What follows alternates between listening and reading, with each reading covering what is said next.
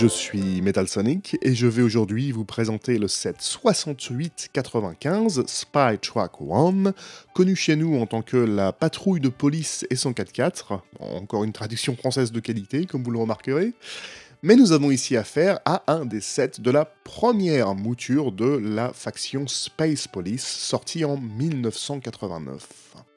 En effet, comme vous le savez probablement, le thème Space Police aura connu 3 versions différentes, l'original bien sûr, la deuxième qui sortira quelques années après seulement en 1992, et la troisième qui est la plus récente, sortie en 2009, soit 20 ans après la première série. Nous trouverons dans la boîte contenant 148 pièces 2 figurines, ce qui n'était pas non plus énorme pour l'époque, parce que c'était tout de même un set assez conséquent. La première est un officier de la police de l'espace, la Space Police bien sûr. Comme vous le savez, il reprenait plus ou moins le design des astronautes Futuron qui étaient sortis quelques années auparavant. Le torse est exactement le même, mais il a tout de même quelques touches de blanc supplémentaires, que ce soit dans les jambes, les mains, le casque, ainsi que, bien évidemment, la visière qui est de la couleur rouge transparent. Et personnellement, à chaque fois que je vois une pièce rouge transparent, je ne peux pas m'empêcher de penser à Space Police, parce que c'était vraiment la couleur emblématique de tout le thème. Petite parenthèse d'ailleurs, mais on a trouvé une version modernisée de ce personnage, sortie dans la série des minifigs à collectionner en 2021, et on peut ainsi s'imaginer ce à quoi ressemblerait la série Space Police si elle était toujours d'actualité. D'ailleurs, en parlant d'actualité, j'avais il y a peu évoqué le second personnage, le prisonnier Blacktron, puisqu'on a pu retrouver celui-ci dans le set Blacktron Cruiser qui était, entre guillemets, offert pour tout achat important sur le site Lego, et c'est une figurine qui a marqué son époque également, avec son scaphandre entièrement noir, y compris la visière qui était opaque. Et d'ailleurs, j'ai souvenir que j'utilisais cette figurine pour me créer mon propre Dark Vador, avant que la série Lego Star Wars n'existe, bien évidemment. Je prenais simplement cette figurine, je lui ajoutais une cape noire, une tête noire que je trouvais sur la figurine du fantôme, et un casque Black Falcon. Concernant la construction, nous avons ici affaire à un engin spatial monté sur roues, et comme vous l'avez sans doute remarqué, j'ai toujours eu une fascination pour ce genre de set, que ce soit pour les petits buggy comme le 6812 Blacktron, ou les gros tanks presque, comme le 6989 DM-Tron. Tout ce qui est véhicule roulant spatial m'a toujours fasciné, que ce soit en termes de design ou de jouabilité, et c'est également le cas avec ce 6895, dans une moindre mesure toutefois. En effet, si le Spy Track est plutôt joli lorsqu'il est vu sous certains angles, notamment du dessus, c'est un peu moins le cas quand on le regarde par exemple de profil, notamment au niveau du cockpit comme vous le voyez, où la partie inférieure est totalement vide et dégagée, on a l'impression que tout ça n'est pas du tout carlingué, et c'est bête, mais moi quand j'étais enfant, c'est vraiment le genre de détail qui me sortait complètement d'un set. Alors je chipote quand même, parce que globalement le design est plutôt réussi, principalement grâce aux grosses roues et à la verrière rouge transparent, un élément que l'on trouvait d'ailleurs dans pratiquement tous les autres sets de la gamme. Je vous avais parlé du 6886 déjà, qui était plus ou moins le même design, mais sans les roues. Mais il faut admettre que c'est un peu le problème de ce set, on ne sait pas vraiment si on a affaire à un set qui est plutôt luxueux, avec beaucoup d'éléments,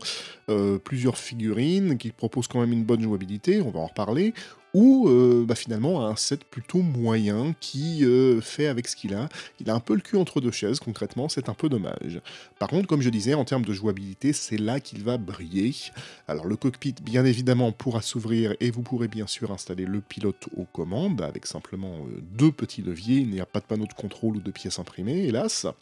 À l'arrière, vous pourrez, comme dans, encore une fois, pratiquement tous les sets Space Police, venir fixer une prison amovible qui vous permettra d'incarcérer votre prisonnier Blacktron. C'est exactement le même modèle dans toutes les boîtes de la gamme, ce qui est à la fois un avantage car elles sont toutes interchangeables, et un inconvénient parce que vous changez la même chose pour la même chose, finalement il n'y a pas beaucoup d'intérêt. Mais j'ai toujours beaucoup aimé ces petites cellules, principalement une fois de plus grâce aux pièces rouges transparentes, que ce soit la grande vitre à l'arrière, ou les 4 barreaux, qui sont en réalité des antennes évidemment à l'avant, qui ressemblaient vraiment à, je ne sais pas, des sortes de barreaux de prison laser ou ce genre de choses.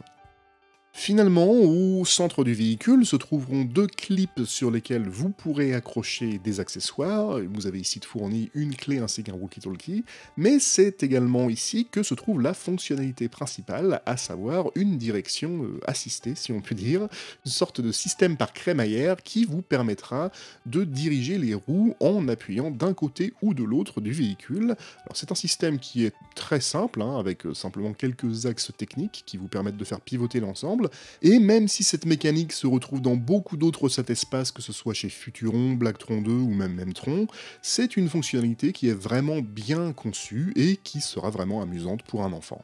Avant de faire le bilan, on va regarder l'emballage, qui est vraiment un produit de son temps, là encore, hein, la mention Legoland, le décor fait à la main, le fond spatial avec le quadrillage. Mais au dos, nous avons, comme c'était le cas à l'époque, plusieurs constructions alternatives que l'on pouvait faire à partir des pièces contenues dans le set, et je dois avouer que les deux constructions qui réutilisent les roues et la verrière sont plutôt bien conçues. En particulier celle du bas, on a une sorte de gros dragster qui fait vraiment imposant, j'aime beaucoup. Et vous aurez noté en bas à droite les deux photos en médaillon qui expliquent le fonctionnement de la prison.